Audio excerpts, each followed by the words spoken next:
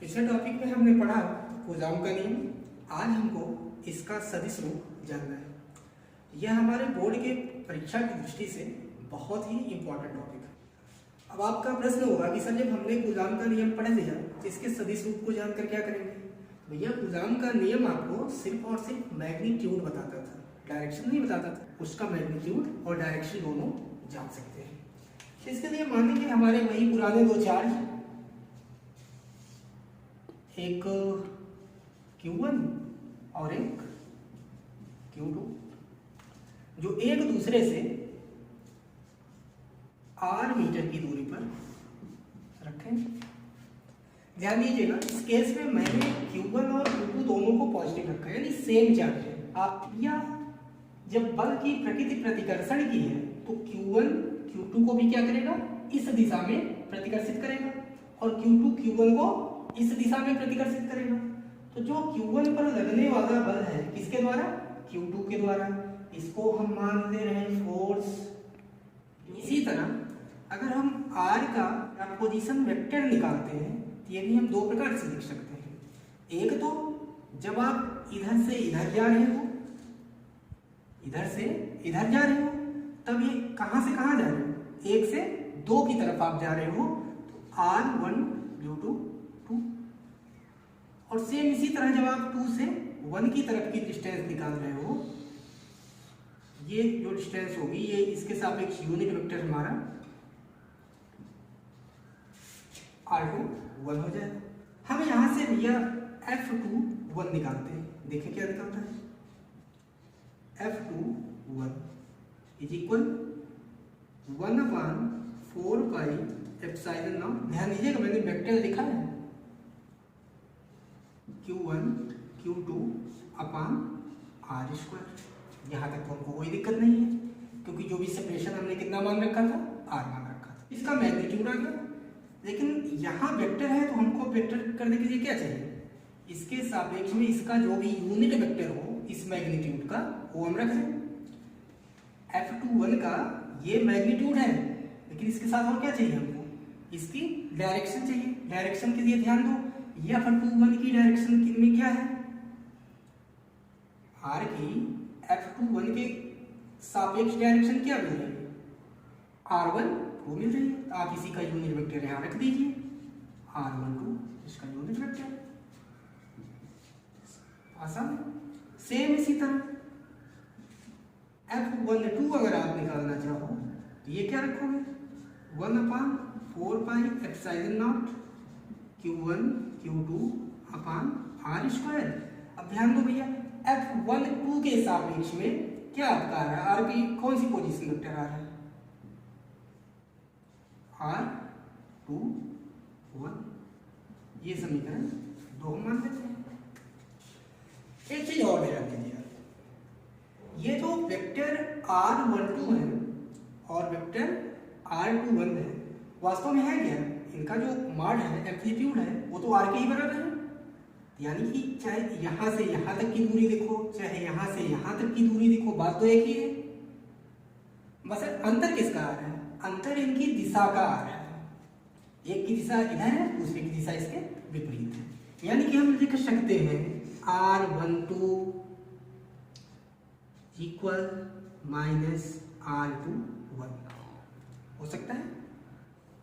R12 बराबर unit vector R21। अब हम यही मान समीकरण 1 में रख दें। R12 के स्थान पर हम R21 माइनस का रख दें तो बन जाएगा समीकरण 1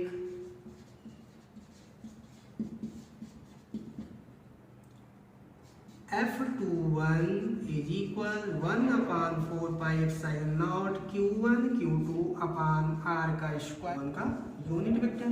ये माइनस का टर्म इधर आ जाएगा, F21 बराबर -1/4 pi epsilon naught Q1 Q2 अपान R² R21। ध्यान दीजिए ये जो इतनी वैल्यू है 1/4 pi epsilon naught Q1 Q2 R² R21, ये समीकरण 2 को जरा ध्यान दो, किसकी वैल्यू है, F12 की वैल्यू है। अर्थात F21 is equal minus of F12 कि जितना बल यह आवेश इस पर लगाएगा उतना ही यह आवेश भी इस आवेश पर लगाएगा, बशर्ते कि दोनों की जो डायरेक्शन होगी वो अलग अलग होगी। एक इधर लगा रहा है, दूसरा बल इधर लगा रहा है। इस हिसाब से हम देखेंगे तो न्यूटन का तीसरा नियम भी है, every action has a opposite and same reaction. इसका अगला टॉपिक है कि जब दो बिंदु आवेशों के बीच स्थित सदिशों के पदों में बल Q1 और Q2 जब दो आवेश हैं पिछले टॉपिक की तरह, तो यानी कि Q1 पर Q2 के द्वारा लगने वाला बल कितना होगा, F12 होगा। इसी तरह Q1 Q2 पर जो बल लगा रहा है वो कितना होगा, F21 हो जाएगा। आप R1 सेम इसी तरह B से O तक की दूरी कितनी है, R2। अगर इसको हम वेक्टर के फॉर्म में लिखना चाहें, हम अगर 1 से 2 की तरफ जा रहे हैं, यानी कि A से B की तरफ अगर जा रहे हैं तो यूनिट वेक्टर हमारा कितना है, R12 है। सेम इसी तरह B से अगर A की तरफ आ रहे हैं तो यूनिट वेक्टर हमारे पास R21 है।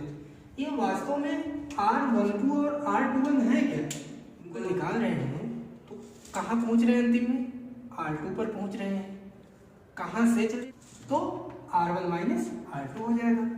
अब अगर हम F12 का मान निकालें तो क्या हो जाएगा, F12 ध्यान दीजिएगा वेक्टर मैंने लिखा है, ये 1/4 pi epsilon naught Q1 Q2 upon mod of, mod का मतलब मैग्नीट्यूड वेक्टर का R स्क्वायर होता था, तो इस दिशा में कितना है भाई, F12 की दिशा इधर आ रही है, इस दिशा में विस्थापन सदिश क्या आ रहा है, R21 आ रहा है आपका।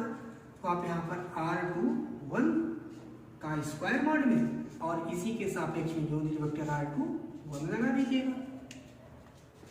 अब यूनिट वेक्टर निकालना आपको पता है, जैसे हमारे पास कोई भी वेक्टर A है, यूनिट वेक्टर मान लिया है मैंने, और इसका मान हमको निकालना है तो हम लिखते थे vector A upon mod of vector.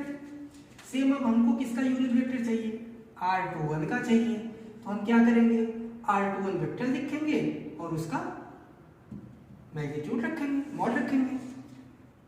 ये हो जाएगा F12 is equal 1/4 pi epsilon naught Q1 Q2 upon R21 का whole square into vector R21 upon mod of R21। ध्यान दीजिए भैया मॉड के अंदर है एक घात ये मिला करके कितना दे देगा इसको, ये बना देगा 1/4 pi epsilon naught Q1 Q2 upon mod of R21 की घात 3 और वेक्टर R21। इतना ही तो फोर्स होगा, किसका मान, F12 का मान। अब आप थोड़ा सा इसको और एक्सटेंड करना चाहें तो R21 का कुछ मान निकाले हैं आप, वो यहाँ रख दीजिए, आपका काम और आसान हो जाएगा। F12 बराबर 1/4 pi epsilon naught Q1 Q2 upon R21 का मान R1 माइनस R2 घात 3, तो घात 3 यहाँ रख दीजिए और यहाँ पर R1 माइनस R2 वेक्टर का हमारा पूरा। ठीक इसी तरह आप अगर निकालना चाहें F21 का मान वो भी रख सकते हैं, F21 बराबर 1/4 pi epsilon naught Q1 Q2 अपान, ध्यान दीजिए जरा, यहाँ 1 2 था तो यहाँ पर 1 यहाँ पर 2 है, यहाँ पर भी 1 यहाँ पर भी 2 था, और यहाँ अगर 2 1 है तो यहाँ क्या हो जाएगा R2 माइनस R1 का मॉड इसकी घात 3 और R2 माइनस R1 वेक्टर। इसको आप और एक रूप में लिख सकते हैं 1/4 pi epsilon naught Q1 Q2 अपान, यहाँ पर 2 1 है पर 1 2 था तो यहाँ पर 2 1 था, यहाँ पर अगर 2 1 है तो यहाँ पर इसका अपोजिट हो जाएगा, और 1 2 मॉड में 3 और R 1 2 वेक्टर, ये भी सही है। फिर से ध्यान दीजिए, दो आवेश हमारे पास Q1 Q2, एक दूसरा वाला पहले पर बल इस तरफ लगा रहा है, पहला वाला दूसरे पर बल इस तरफ लगा रहा था। इसका विस्थापन सदिश R1 था, इसका विस्थापन सदिश R2 था। जब हम Q2 से Q1 की तरफ आ रहे हैं, बढ़ रहे हैं, तो हमारे पास जो सदिश है वो कितना है, विस्थापन सदिश R2 1 हो रहा है। अब R2 1 कैसे हम निकालेंगे इसका मान, अंतिम स्थिति कहाँ आ रही है, 1 पर आ रहे हैं, कहाँ से चले, 2 से, तो यानी कि R21 बराबर R1 माइनस R2। R1 क्यों, क्योंकि R1 पर पहुंच रहे हैं, अंतिम स्थिति R1 है, कहाँ से चले थे, R2 से। इसी का अपोजिट R12 आप निकालोगे, R12 पहुंच कहाँ रहे हो, 2 पर, कहाँ से चले थे, 1 से, तो यानी कि R2 माइनस R1। अब हमको F12 यानी कि यह आवेश, इस आवेश पर कितना बल लगा है, 1 2 में देखो कंफ्यूज होते हैं कई लोग, तो पहले आवेश पर दूसरे आवेश के कारण लगने वाला बल F12 1/4πε0 Q1 Q2 अपान इस दिशा का जो भी विस्थापन सदिश आपका R21, इसका स्क्वायर हम जानते हैं। अच्छा, यहाँ पर सदिश है, इस कारण हमको एक यूनिट वेक्टर इंट्रोड्यूस करना पड़ा, कर दिया मैंने। अब यूनिट वेक्टर निकालना आपको पता है, 11th में बताया गया था कि अगर किसी भी सदिश का यूनिट वेक्टर निकालना है, उस सदिश का उसके मैग्नीट्यूड से आप भाग दे दो, उस सदिश में उसके मैग्नीट्यूड से भाग दे दो। जैसे वेक्टर ए है, इसका यूनिट वेक्टर, तो वेक्टर ए अपन मैग्नीट्यूड, इसका मॉड मतलब मैग्नीट्यूड। अब यहाँ पर घात 2 है, अगली बार घात इसकी कितनी हो जाएगी, 3 हो जाएगी।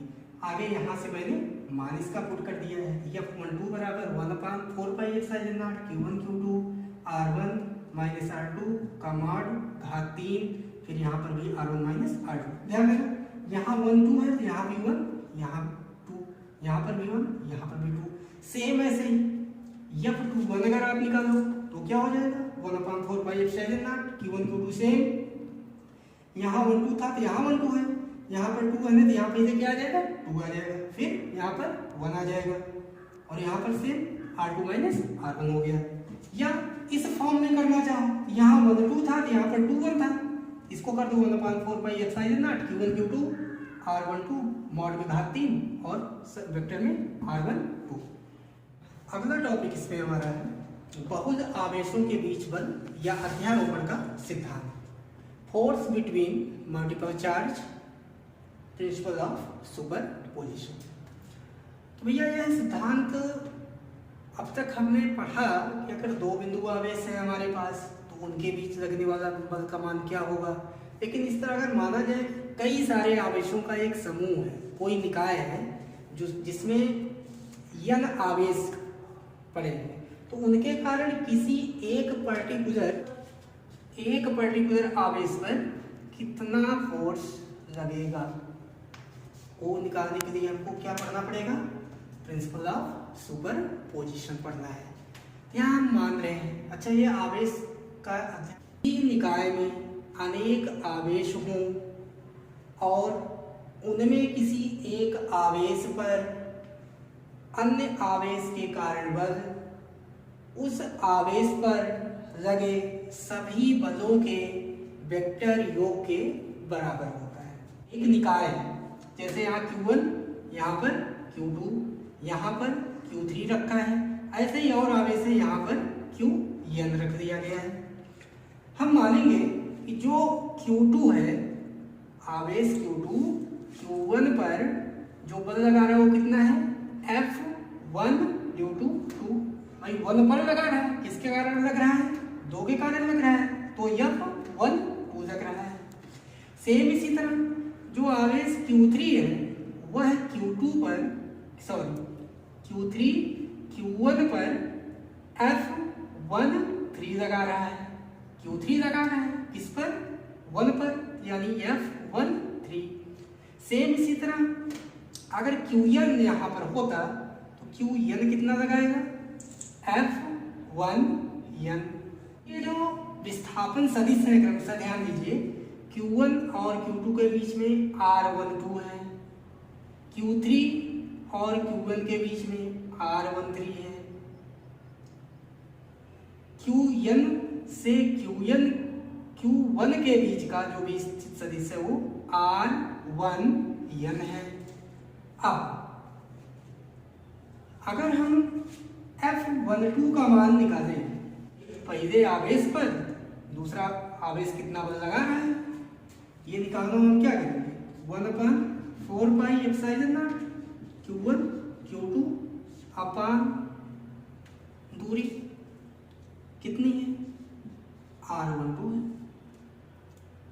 इसका स्क्वायर, और स्थित सदिश इसका कितना है, इसका हम मॉड दे दें, और ये क्या है R12 का यूनिट। ये समीकरण 1 मानेंगे। Q1 पर Q3 के कारण जो बल है वो कितना है, Q3 के कारण लगने वाला बल F13 1/4 pi epsilon naught Q1, यहाँ पर Q2 मत कर देना, Q3 है तो Q3 करना, अपान मॉड ऑफ R13 और R13 का यूनिट वेक्टर, ये समीकरण 2।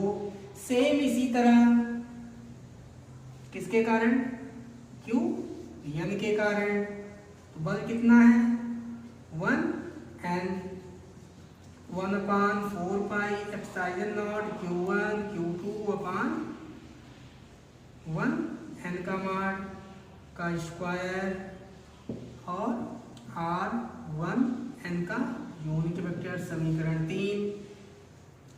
अब अध्यारोपण का सिद्धांत क्या करता है कि इस आवेश पर जो नेट बल लगेगा वह इन आवेशों के अलग अलग वेक्टर सम के बराबर होगा, अर्थात क्या F बराबर F12 plus F13 plus dot dot dot F1n। तो ये अब करना क्या है 12 13 F1n का मान जो भी हो आप रख सकते हो, इतना कर ही सकते हो, करो जरा। पहले पर बल निकाल रहे थे हम लोग, F1 बराबर कितना था F12 plus F13 plus dot dot dot F1n। F12 का मान कितना निकाला था आपने 1/4 pi epsilon naught Q1 Q2 अपान R12 का स्क्वायर इंटू R12 का यूनिट वेक्टर। F13 का मान कितना था 1/4 pi epsilon naught Q1 Q2 अपान R13 का स्क्वायर और R13 का unit vector plus 1/4 pi epsilon naught Q1, देखो यहाँ गलती मैंने कर दिया Q3 अपान R1n का स्क्वायर इंटू R1n का यूनिट वेक्टर। अब आप एक काम कर सकते हो, सब में से 1/4 पाई एप्सिलॉन नॉट कॉमन कर दो, F1 का मान आपको निकल कर आ जाएगा 1/4 pi epsilon naught Q1 Q2, ये कॉमन दिया गया है, अपान R12 का square into R12 Q1 Q3 R13 का स्क्वायर R13 का यूनिट वेक्टर धन Q1 Qn अपान R1n का स्क्वायर R1n का यूनिट वेक्टर। भैया ये आपका प्रिंसिपल ऑफ सुपर